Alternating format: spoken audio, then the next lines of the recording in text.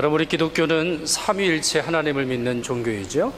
저희는 유일신 신앙을 가지고 있을 뿐만 아니라 그 유일하신 하나님은 삼위일체 하나님이시다, 이렇게 믿고 있습니다.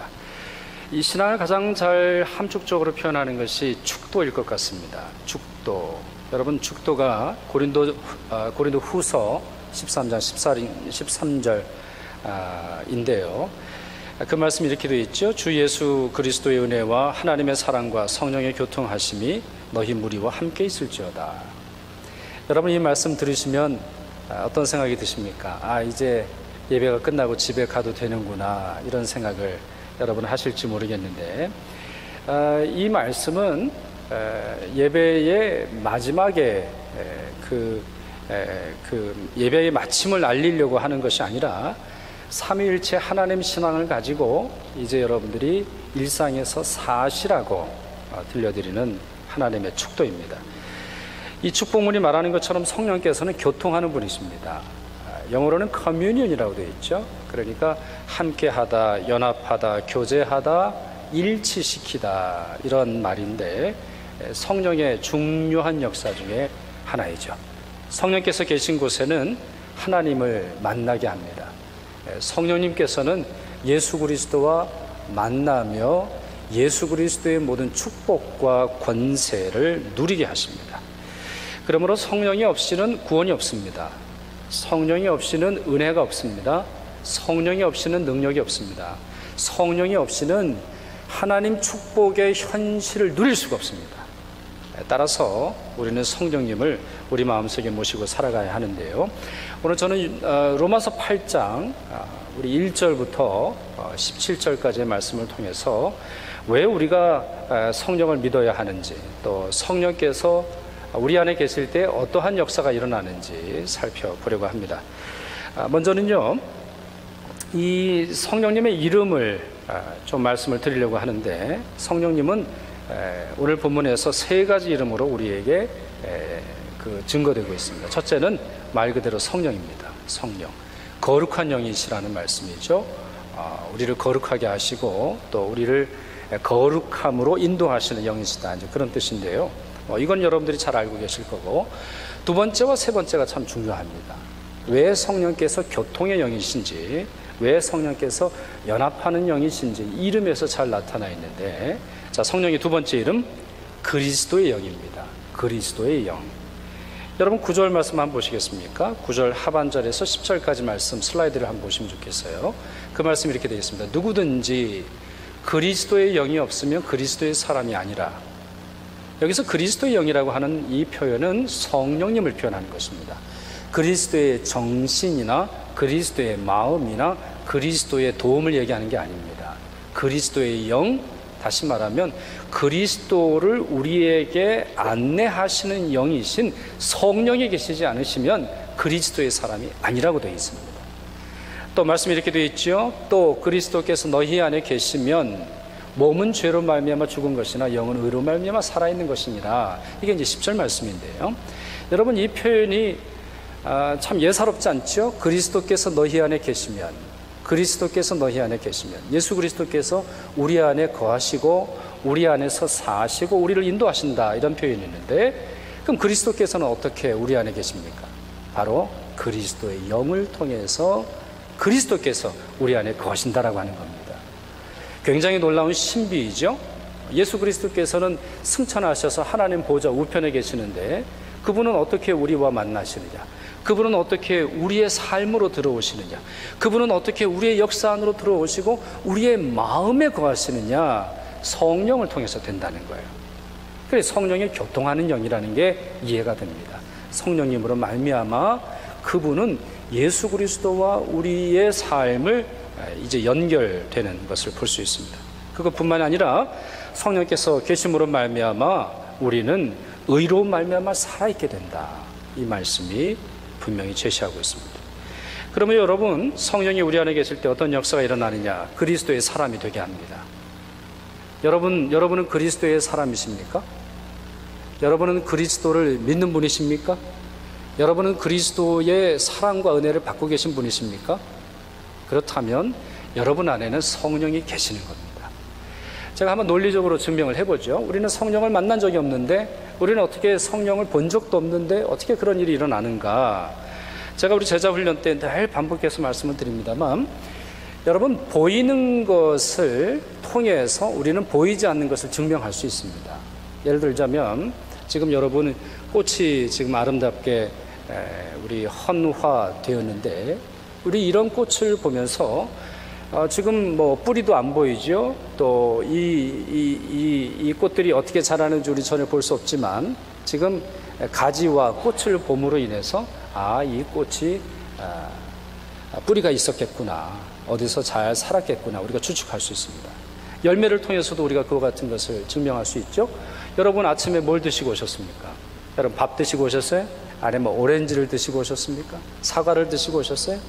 여러분은 사과 나무를 보신 적은 없지만 사과라고 하는 열매를 보심으로 말미암아 이것이 사과 나무에서 왔겠구나 논리적으로 추측할 수 있습니다. 바나나를 드시면서 여러분 바나나를 보신 적은 없으시겠지만 바나나 열매를 보시면서 이것이 뭐 남미든 아니면 중미든 에콰도르든 어디서 나무에서 자랐겠구나 라는 것을 논리적으로 증명할 수 있습니다. 마찬가지입니다. 성령께서 우리 안에 거하실 때의 중요한 역사하심은 예수 그리스도를 믿는 것입니다. 우리가 만약에 예수 그리스도를 믿는다면 그것은 우리가 똑똑해서가 아니고 우리의 믿음이 강해서도 아닙니다. 우리 안에 성령께서 우리로 하여금 믿게 하시기 때문입니다. 따라서 성령으로 말미암아 우리는 그리스도의 사람이 되며, 동시에 그리스도의 사람이기 때문에 우리에게 성령이 주어졌다라고 하는 사실을 우리가 증명하고 또 그와 같은 일을 확신할 수 있게 된다라고 하는 말입니다. 성령은 그리스도의 영입니다. 또한 세 번째, 성령은 하나님의 영입니다. 여러분 9절 말씀 보시면, 다시 9절 말씀 한번 보세요. 9절 말씀 처음에 이렇게 돼 있죠. 9절 말씀. 만일 너희 속에 하나님의 영이 거하시면 이라는 어떤 표현이 있습니다. 또 11절 말씀도 한번 보시겠어요? 11절 말씀 아주 중요한데 우리 같이 한번 읽어봤으면 좋겠습니다. 시작. 예수를 죽은 자 가운데서 살리신 이의 영이 너희 안에 거하시면, 그리스도를 예수 죽은 자 가운데 살리신 이가 너희 안에 거하시는 그의 영으로 말미암아 너희 죽을 몸도 살리시리라. 아멘. 자, 성령의 두 번째 이름에 대해서 그리스도의 영이다, 이건 그리스도의 정신이나 그리스도의 마음이 아니다, 성령이다 말씀을 드린 것처럼 여기서도 마찬가지입니다. 예수를 죽은 자 가운데서 살리신 이가 누구십니까? 예수를 누가 살리셨습니까? 어쩌다 보니 예수님이 사셨습니까? 누가 살리셨죠?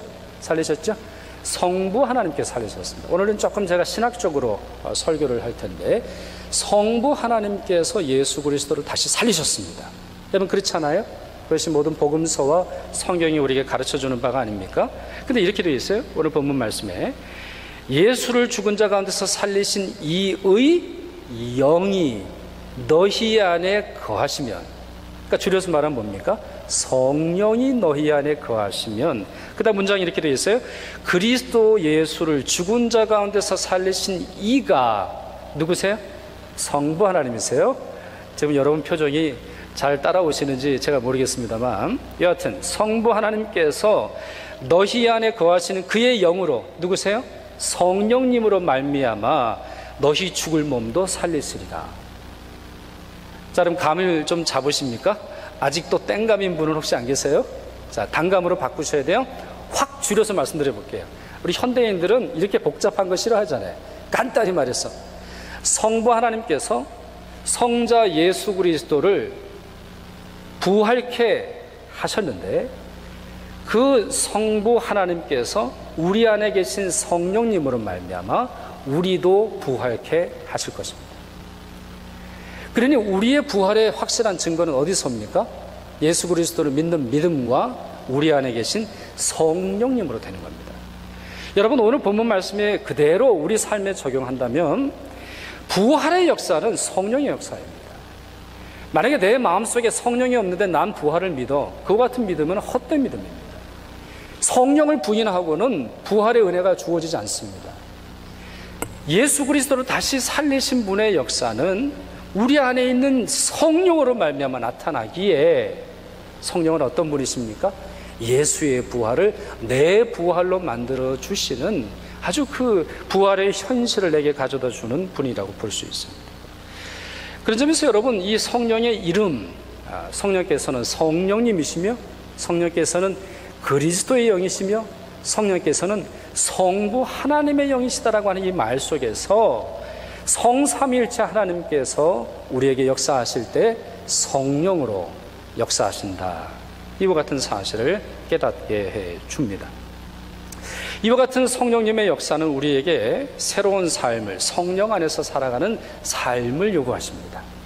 우리가 성령님 도와주세요, 성령님 제 병을 고쳐주세요, 성령님 제 기도에 응답해 주세요 라고 우리가 고백하는 것은 다음에 세 가지 삶을 우리가 받아들여야 함을 고백하는 것이다 볼 수 있습니다. 첫 번째는요, 12절과 13절에 있는 말씀인데, 악한 행동을 멀리해야 합니다. 성령의 사람은 악한 행동, 악한 말, 악한 마음을 멀리해야 합니다. 시편 51편은 다윗이 밧세바와 간음한 후에 회개하는 노래입니다. 자기가 밧세바와 간음하고, 그러니까 어떤 여자와 간음하게 되고, 또 그의 남편을 죽이고, 또 자기의 양심을 속여서 아무 일도 없는 것처럼 아주 그럴듯하게 포장한 후에 하나님께 자기의 죄를 고백하는 장면인데, 이 고백하는 그런 시인데, 이 시에서 핵심적인 구절이 10절과 11절입니다. 시편 51편 10절과 11절인데, 그는 자기의 문제, 자기가 하는 행동의 아주 본질적인 문제를 영의 문제로 찾고 있습니다.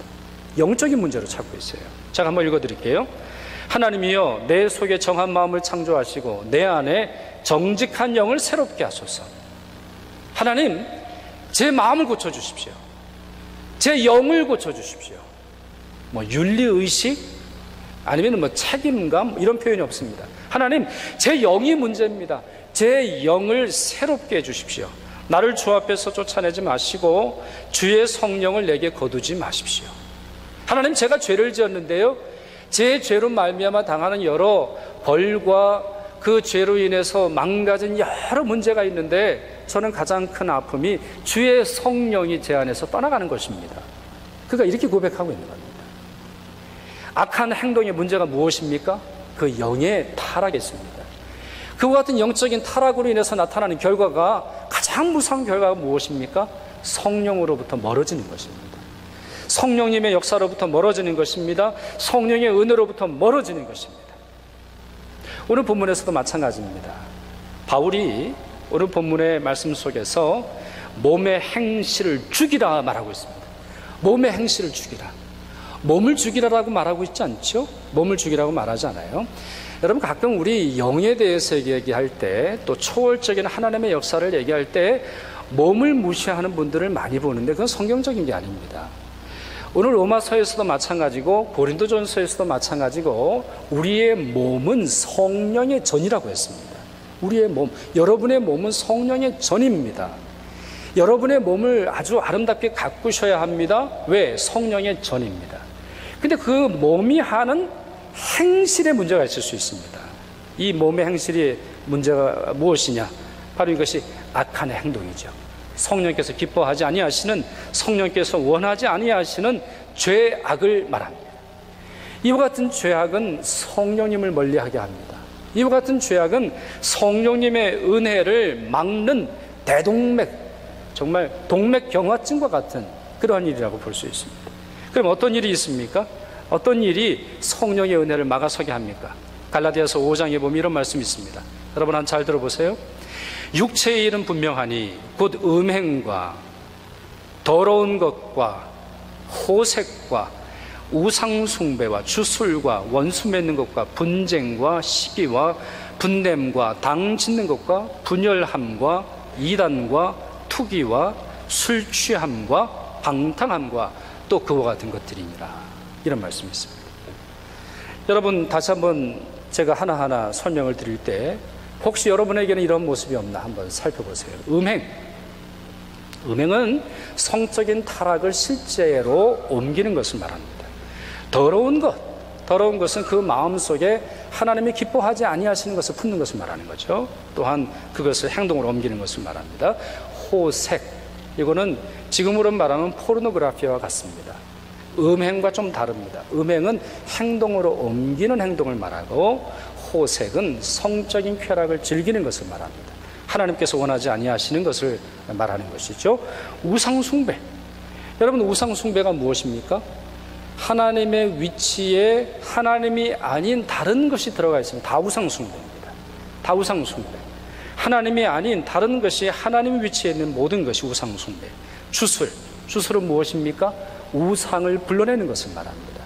우상이 가져다 주는 것을 좋아하는 것을 말합니다. 원수 맺는 것. 분쟁, 시기, 분냄. 여러분 어떠십니까? 우리가 이 문제에 있어서 얼마나 연약합니까?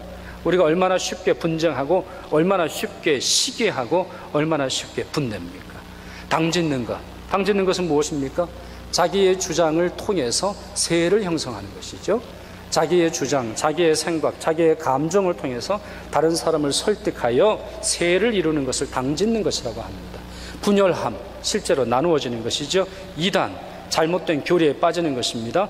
투기, 술 취함, 방탕함, 또한 방탕함과 같은 것들이라, 방탕하는 것이라고 뚜렷하지 않는다 할지라도 방탕함과 유사한 것까지를 말합니다. 이와 같은 것은 우리로 하여금 성령을 멀리하게 합니다. 다시 말하면 성령께서 우리에게 주시는 그 놀라운 구원과 그 구원의 은총으로부터 멀리하게 합니다. 그런 점에서 여러분, 이와 같은 것이 우리의 몸에 있다면, 이와 같은 것이 우리의 양심에 있다면, 이와 같은 것이 우리의 삶에 있다면, 이와 같은 것이 우리의 마음에 있다면, 이와 같은 것을 끊어내야 합니다. 성령의 사람은 성령이 기뻐하지 아니하는 삶을 쫓아내는, 끊어내는 적극적 행동을 요구합니다. 성령의 사람은 이 세상에 이와 같은 것이 만연하고 이와 같은 것이 지배하는 것을 그냥 보기 참 힘든 그러한 사람들이라고 볼 수가 있습니다. 두 번째, 성령의 사람은 어떤 삶을 살아가느냐? 구원의 확신을 가지고 살아가야 합니다. 구원의 확신. 성령께서 우리에게 구원을 주시고 그 구원을 온전히 이루실 때까지 성령은 쉬지 않으신다라고 하는 사실을 믿어야 합니다. 여러분, 성령께서 은혜를 주실 때 우리의 구원을 그분이 확증하신다라고 되어 있습니다. 확증하신다. 특별히 여러분 말씀을 한번 보시면 좋겠는데요. 우리 아까 읽었던 말씀이지만 12절 말씀을 한번 보세요. 슬라이드에 준비가 됐는지 모르겠는데, 여러분 12절 말씀, 여러분 성경을 보시면서 한번 읽었으면 좋겠습니다. 12절 같이 읽겠습니다. 시작.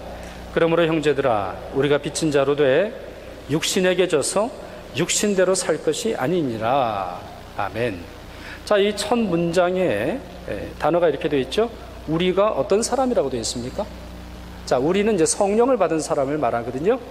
제가 설교 서두에서 삼위일체 하나님의 이름, 또 특별히 성령의 이름을 대해서 성령으로 말미암아 우리가 그리스도의 사람이 되고 성령으로 말미암아 우리가 하나님의 사람이 된다라고 말하고 있는데, 그 사람들을 우리가라고 표현하고 있습니다.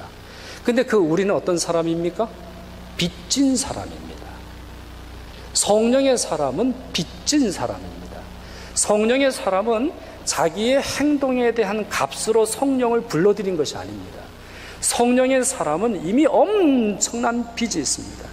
자기 자신도 죄인이지만 자기 자신도 어쩔 수 없는, 정말 죽음으로 밖에는 나아갈 수 없는 어쩔 수 없는 죄인이지만 성령의 은혜로 말미암아, 성령의 도우심으로 말미암아, 성령이 강권적으로 내 안에서 역사하심으로 말미암아 구원받은 자로 살아갑니다. 그러니 성령의 사람은 늘 부끄러워할 줄 압니다. 성령의 사람은 성령님을 만날 때마다 늘 빚진 자의 마음으로 섭니다. 성령의 마음은, 성령 받은 사람은 성령의 은사, 성령의 열매, 성령의 값진 일이 있어도 빚진 자의 마음으로 살아갑니다. 빚진 자의 마음으로. 왜요? 그것이 성령의 은혜로서 주어졌기 때문입니다. 성령께서.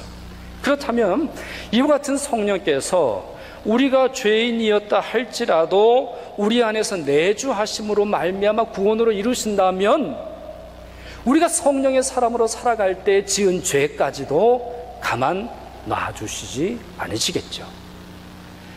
존 오웬이라는 분이 있습니다. 가장 위대한 청교도라고 불리는 분인데요, 요즘에는 청교도 책들을 거의 안 읽습니다. 청교도. 왜냐하면 청교도 책은 참 어렵기도 하고 딱딱하기도 하고 어떤 유머도 없고 특별히 인간의 죄에 대한 문제에 대한 낙관적 마음이 없습니다. 그래서 여러분 아세요? 이 청교도가 만든 중요한 사회적 원리가 삼권 분립입니다. 삼권 분립. 여러분 삼권 분립이 아시죠? 우리 정부를 구성할 때 정부와 대통령과 의회와 그리고 국회의 권한을 나눠놓지 않았습니까? 이와 같은 권한을 분립한 중요한 사람들이 바로 청교도입니다. 왜 권한을 분립해놨을까요? 사람을 믿지 못하기 때문입니다. 사람의 죄성을 알기 때문입니다. 대통령이나 총리나 많은 사람들이 나를 믿어라, 내 말을 믿어줘라고 말하지만 사람은 믿을 바가 못 된다는 것을 청교도는 너무나 잘 알고 있습니다. 그래서 이 청교도가 있는 대부분의 국가는 삼권 분립 제도가 명확하게 구분되어 있습니다.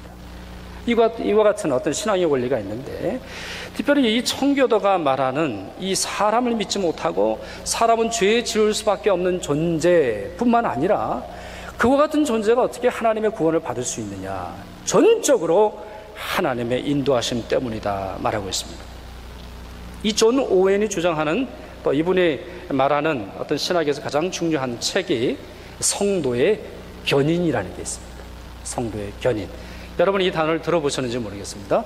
여러분 견인하면 뭐가 떠오르십니까? 견인. 견인하면 뭐가 떠오르시죠? 우리 한국의 견인차가 떠오르시죠?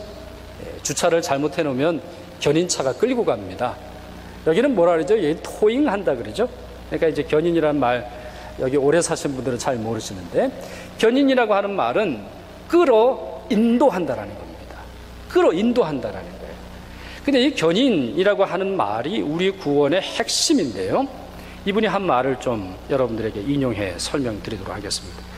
이 존 오웬이 한 말입니다. 존 오웬이. 저는 전적으로 이 말에 동의하고 이 말이 성경적 구원을 우리에게 가장 잘 보여준다고 생각하는데요, 제가 한번 읽어보겠습니다. 성도들이 가지고 있는 은혜는 그리스도 예수 안에서 피조물이 된 결과인데 그 은혜는 그들 자신의 노력으로 얻은 것이 아니다. 여러분은 이 사실을 인정하십니까? 여러분의 구원은 여러분의 선한 행동으로 말미암아 얻은 것, 따낸 것이 아니라는 걸 여러분 확실히 아십니까? 에베소서의 말씀에는 우리의 구원은 오직 선물로 된 것이 아니고 우리의 행위로 된 것이 아니니 이는 누구든지 자랑치 못하게 하려 함이다 라고 되어 있습니다. 여러분 우리는 구원에 대해서 자랑할 수 없습니다. 내가 받은 구원에 대해서 자랑할 수 없습니다. 아까도 성령께서 빚진 자라고 하는 우리에게 빚진 자가 되게 하신다, 그런 말씀드렸는데 마찬가지입니다. 우리의 구원은 오직 그분의 은혜로만 얻은 것이다.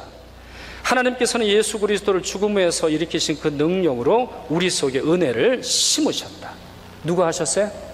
하나님이 하셨어요. 하나님께서 하셨어요. 참 여러분, 저는 요즘에 여러분도 그러실지 모르겠는데 민들레 보면 어떠십니까? 민들레. 민들레 보면요, 저희 집 주위에는 완전히 민들레 팜이에요. 민들레 팜. 제 앞에 저희 바로 백야드 뒤에 있는 주인을 만나는데 제가 열심히 물 주고 있으니까 너 그거 포기해라. 너 안 된다. 잔디 못 기른다. 이거 다 팜인데 너 못 키운다 그래요. 참 희한하죠. 민들레는요, 그 작은 이 홀씨 하나가 왔는데 그 생명이 얼마나 강한지 몰라요. 얼마나 강한지 몰라요.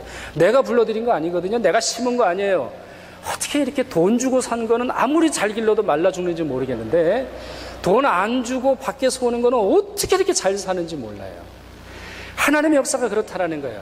하나님께서 하나님의 은혜를 우리 마음에 심으셨다는 거예요.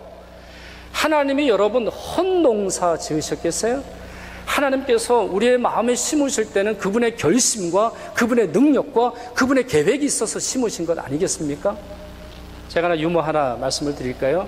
어떤 목사님이요, 이거는 여러분은 골프를 좀 아셔야 되는 유머인데, 어떤 목사님이 골프를 치는데요, 욕을 그렇게 하더래요. 목사님이. 여러분, 목사가 욕하면 안 되잖아요. 아주 그냥 이 욕도 하고 저 욕도 하고 열심히 그러더라는 거예요. 그래가지고 옆에 이제 장로님인가 권사님인가가 들으면서 도저히 못 견뎌서 하나님께 이제 기도를 드렸다는 거죠. 하나님, 목사님이 저렇게 욕을 해서 됩니까? 저렇게 욕하는 목사님 참 문제가 있습니다. 벼락을 좀 내리시지요.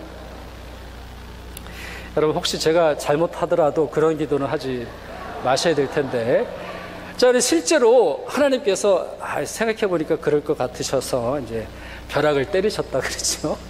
근데 벼락을 목사님이 맞지 않고 그 옆에 있는 집사님이 맞았어요. 그래가지고 이 기도를 하신 분이 너무 당황스러워가지고, 하나님, 목사님이 욕을 했으니 목사님이 맞아야지 왜 옆에 집사님이 맞습니까? 그때 하나님이 이런 응답을 주시더래요. 야, 나는 슬라이스를 못 치냐? 이런 말씀을 하셨다는 거예요. 네. 제가 용기를 내서 한번 오래간만에 우스갯얘기를 했는데, 슬라이스는 이제 볼이 옆으로 흘러가는 거죠. 여러분, 하나님께는 슬라이스가 없어요. 하나님께서는 허투루 심으시는 것이 없어요. 하나님께서는 헛된 은혜를 주지 않으세요. 지금 여기서 보면 예수 그리스도를 죽음에서 일으키신 그 능력으로 우리 속에 은혜를 심으셨다. 우리가 죄를 지속적으로 범함으로 하나님께서 우리에게 주셨던 은혜와 성령을 다시 거두어 가시는 것은 마땅한 일이다. 참 그래요. 논리적으로 생각해보면 그렇죠. 우리가 하나님의 사람으로 살면서 죄를 다시 저지르면 성령을 우리 안에서 다시 가져가시는 것이 논리적으로 맞겠지요. 하지만 그럼에도 불구하고 죄가 하나님의 자녀들을 이기고 마지막 승리를 거두는 것을 과연 하나님께서 허락하시겠는가? 여러분은 어떻게 생각하세요?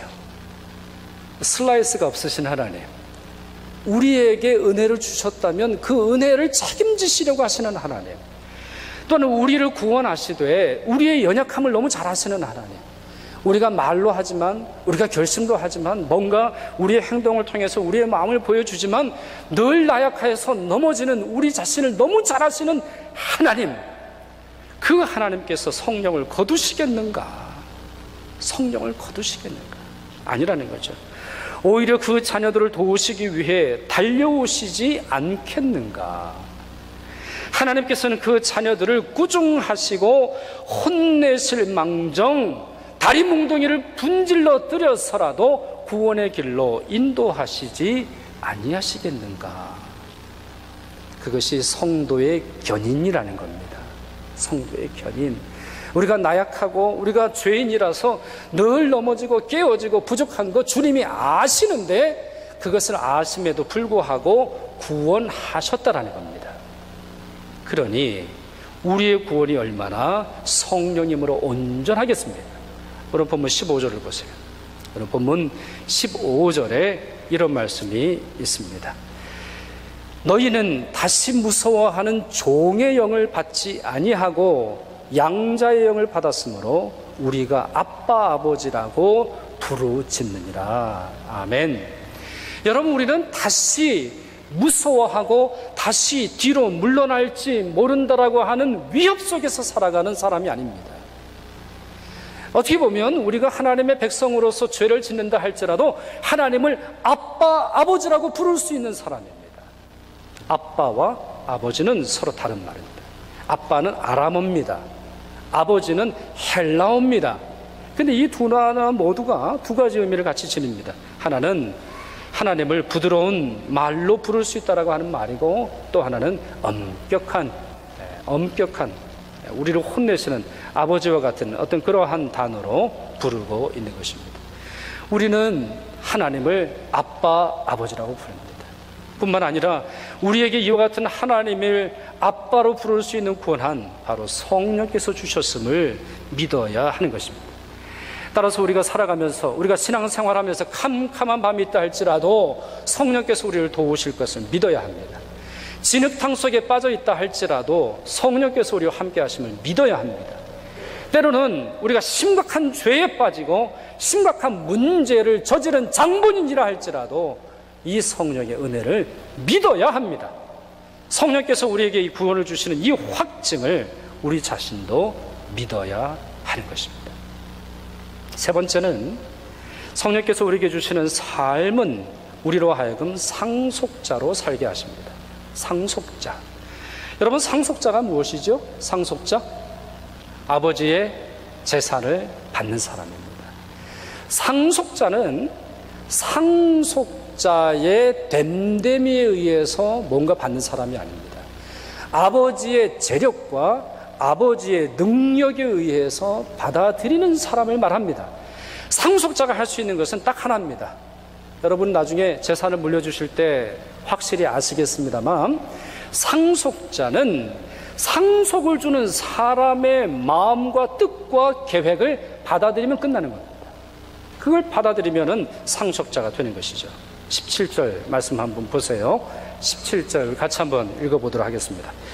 자녀이면 또한 상속자 곧 하나님의 상속자요 그리스도와 함께한 상속자니 우리가 그와 함께 영광을 받기 위하여 고난도 함께 받아야 할 것이니라. 아멘. 여러분, 우리가 하나님의 자녀가 되었죠? 우리 성령의 두 번째 삶, 우리가 하나님의 구원을 확신하고 그분께서 우리로 하여금 아빠, 아버지로 부를 수 있게 한다고 하셨는데, 세 번째 특성, 우리를 상속자로 부르십니다. 여러분, 우리가 그리스도인이라고 하는데, 우리가 제자라고 하고 하나님의 백성이라고 하는데, 저를 비롯해서 우리 중에 어떤 분들은 아주 쪼그라든 어떤 그러한 마음으로 살아갈 때가 있습니다. 여러분 어떠세요?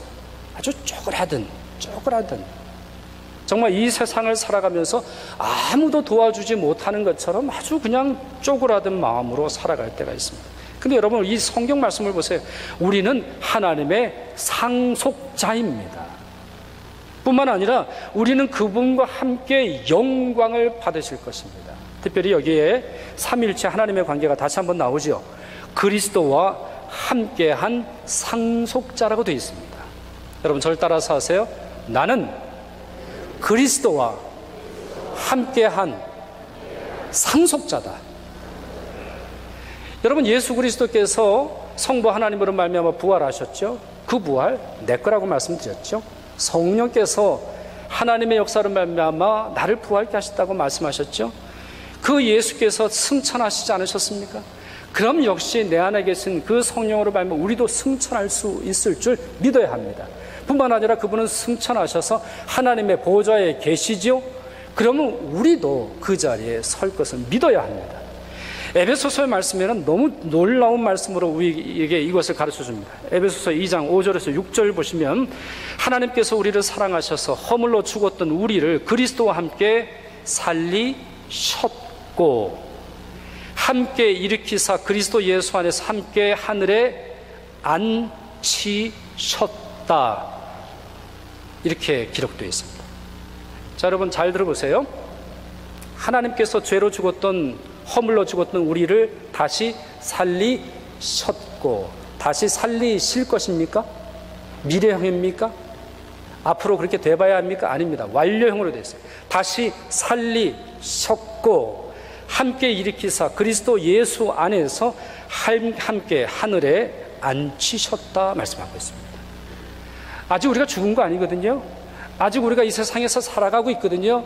아직 우리가 이 세상에서 연약함 가운데서 이 세상의 여러 눈물 나는 현실 속에서 살아가거든요. 근데 하나님께서는 우리가 하나님 보좌에서 그리스도와 함께 앉히셨다고 말씀하고 있습니다. 이것은 무엇을 우리에게 가르쳐 줍니까?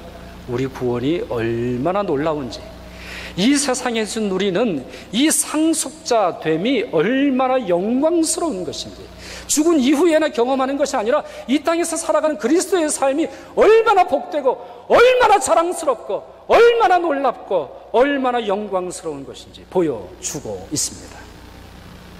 그 가운데 하나가 포함됩니다. 고난까지도 우리는 기쁨으로 감당합니다. 고난까지도. 고난을 당한다 할지라도 그 고난은 어떤 고난이겠습니까? 예수 그리스도의 십자가의 고난이 아니겠습니까? 고난 이후에 부활을 주셨던 하나님의 역사가 우리를 기다리지 않겠습니까? 그러면서 오늘 본문에서 바울이 뭐라고 말합니까? 18절에 현재의 고난은 우리에게 나타날 영광과 좋게 비교할 수 없도다. 현재 당하는 고난이 아무리 크다 할지라도 하나님의 축복의 현실을 막아설 수 없다는 겁니다. 이 땅에서 경험하는 성도의 고난이 아무리 극심하다 할지라도 앞으로 우리에게 주실 이 영광, 이미 우리로 하여금 하나님의 보좌에 들어가게 하셨으며 우리로 하여금 그 영광에 참여하는 상속자로 살아가게 하셨던 그 약속, 그것이 더 크고 온전하다라고 하는 것입니다. 그런 점에서 여러분, 이 시간 우리 예배를 드리면서 성도로 살아가면서 경험하는 고난을, 성도로 살아갈 때에 어려움 당하시는 성도가 계십니까? 그 고난을 기뻐하시길 바랍니다. 많은 분들이 이렇게 말합니다. 고난은 축복이라고 말합니다. 고난은 축복이라고 말합니다. 고난은 우리가 불러드릴 수 없습니다. 고난은 우리가 사드릴 수 없습니다. 고난은 우리가 자처할 수 없습니다. 그러나 하나님께서 우리에게 고난을 주신다면 그 고난을 감당할 하나님의 능력과 그 고난 이후에 찾아올 하나님의 영광이 예비되어 있음을 우리에게 말씀하고 있습니다. 고난이 쉬운 것은 아니지만, 고난이 우리에게 주는 큰 어려움과 아픔이 있지만 하나님의 축복의 현실을 믿으시면서 나아가는 여러분 모두 되실 수 있기를 바랍니다. 결론을 좀 내릴까요? 여러분, 오늘 이 로마서 8장에서 우리가 확실히 안을 수 있는 것은 성령은 그리스도 정체, 그리스도인의 정체성의 핵심입니다. 성령을 무시하는 것은 하나님을 무시하는 것과 같습니다. 성령을 모르는 것은 신앙의 깊이를 모르겠다라고 아주 결심하는 것입니다. 그런 점에서 여러분들이 성령을 여러분의 마음속에 모시길 바라고, 성령을 마음속에 모신 분들은 기뻐하시고 감사하실 수 있기를 바랍니다. 고난이 찾아온다 할지라도 그것을 감사하시고 고난 이후에 찾아올 하나님의 영광을 더욱 기다리시면서 나아가시는 여러분이 되시기를 바랍니다. 삼위일체 하나님의 역사가 무엇으로 임합니까? 성령으로 임합니다. 마찬가지로 성령을 통해서 하나님의 놀라운 교통하심의 현실, 축복의 현실을 여러분이 누리실 수 있으시길 바랍니다. 기도하겠습니다. 참 좋으신 아버지 하나님, 주님의 은혜와 사랑에 감사를 드립니다.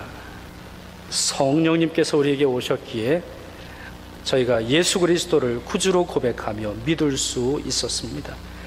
성령께서 우리 안에 거하시기에 하나님의 그 놀라운 영광과 하나님의 구원과 하나님의 부활과 하나님의 놀라운 역사를 저희들이 믿을 수 있게 되었습니다. 때로는 넘어지고 때로는 실패하지만 우리 안에서 말할 수 없는 탄식으로 기도하시는 성령님과 동행하여 주께서 허락하시는 축복의 사람으로 살아가게 하여 주옵소서. 예수 그리스도 이름으로 기도하옵나이다. 아멘.